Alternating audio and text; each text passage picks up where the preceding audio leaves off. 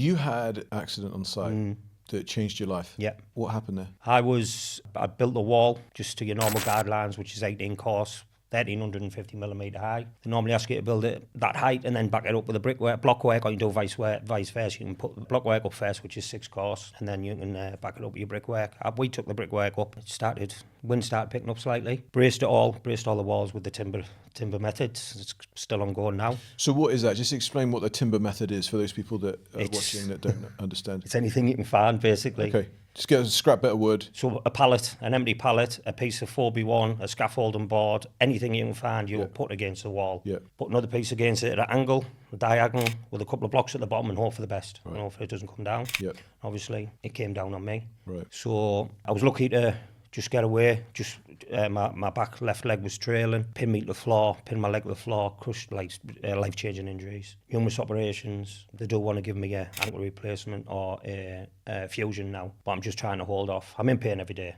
Every single day, every morning, every night. So, but yeah, and that's a method. It's still ongoing now, Darren. How long ago was this, Carl? 6-7 years ago, I think. And were you still on site building? So you'd set up the... Yeah, we'd set the bracing methods up, and I was going around the wall. I don't know. I might have left one of my tools. I can't remember. It might have been my brick hammer, whatever it was. Walked around the other side of the wall to pick it up. Gust of wind just took the full wall. Took the wall, and obviously I was under it. Like I say, I was very lucky to limp away from my life. So you would have been off work? Yeah, nearly 2 years. 2 years off work, 4 operations. Nearly lost my house. My mental health suffered. I had no money coming in. Lost my car. Family had to bail us out. It was a really bad time for us. Yeah, it was.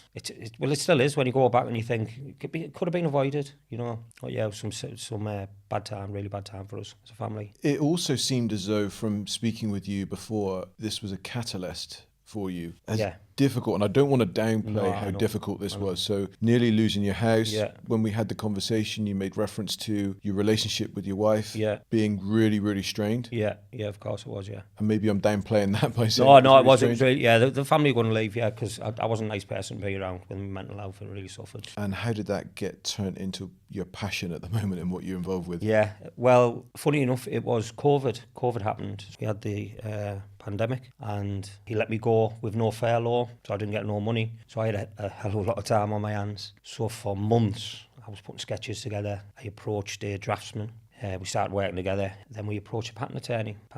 Done a bit of digging, had a look about. He said, "Carl, there's nothing out there." He said, "You're onto something." So from then, that was quite stressful, because my sleep pattern had gone, because I was waking up in the middle of the night and just coming up with more ideas and adding bits and thinking, well, that's going to be easier that way. I was trying to make it as simplistic as possible for the bricklayers to use, as easy, because I know the bricklayers prima donnas on the building site, and they think what do you mean by that, prima donnas? They just think they own the site. They think everyone owes them something. Okay. So they're just like, right, I want this, I want that, and they expect everything, basically. Okay. They're the divas, are they? Yeah, they're just the thing. Yeah, the full building site owes them everything. So I'm trying to make it as easy and simplistic for the guys and girls as possible. So yeah, we from then we got approached by the government, the Net Zero Innovation Scheme. So that allowed me. I was site managing at the time. I'd started as a site manager after COVID, and then we started working with the government, the Net Zero scheme.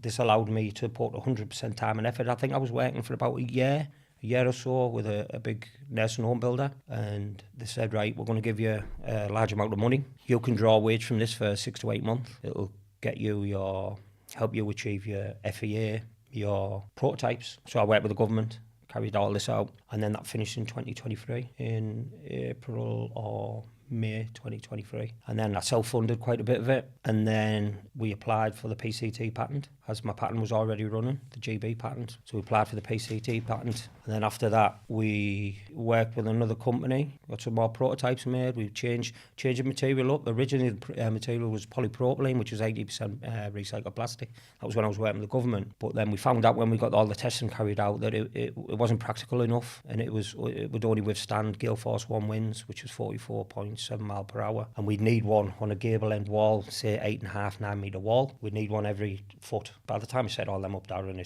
the wall that'll come down here. We need something simple, quick and easy to install. So we got approached by a company who deal in GRP, glass reinforced plastic, and I said, right, make us some prototypes. So we got 6 prototypes made, carried out some more testing, got some FEA testing and another final analysis carried out, which is computer software. I wasn't really happy with the results. I didn't think they were ringing true to me, because it was coming up on a wall at 450 high, just 2 courses high, on an 8 metre stretch. You'd only need one that end and one that end, 8 metre gap in the middle. And I said, no. I said, I've lost a wall at 2 metres long, at 450 high, 2 courses high. I said, that's not right. So I decided to buy some materials, went to a good friend's site, built 2 walls. We got in touch with an engineer. He came out and tested it at failure, and we achieved 11 on the Beaufort scale, which is 73 mile per hour, which is just under hurricane winds, set at 3 metre spacings. So we had that testing carried out, and then I wasn't really happy with that. I was approached, I approached a couple of house builders. House builders very interested. Morgan Sindles have passed out with flying colours, and I was told off the main health and safety guy that they will pick the bones out with this car and it's going to cost you more money. He phoned me 4 days later. He said they passed you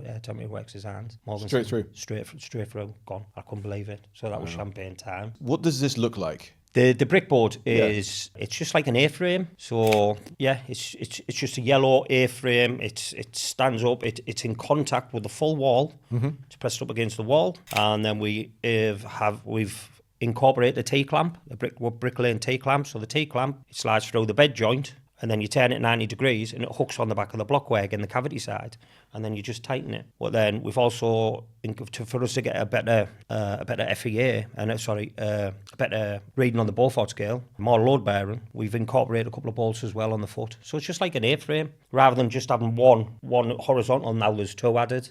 Okay. But it's so easy to set up, Darren. I mean, originally we didn't have a bolt in it. I didn't want to have a bolt in the slab or in the joists, because I thought it's too many tools and the bricklayers will moan on, and but we had to have it to achieve the 73 mile per hour. And so what impact is that making on site? You've mentioned a number of house builders. Yeah. What impact's it making with them? Well, they've benched the Crest Nicholson started it down Suffolk. We had a couple of meetings with them, so I know now.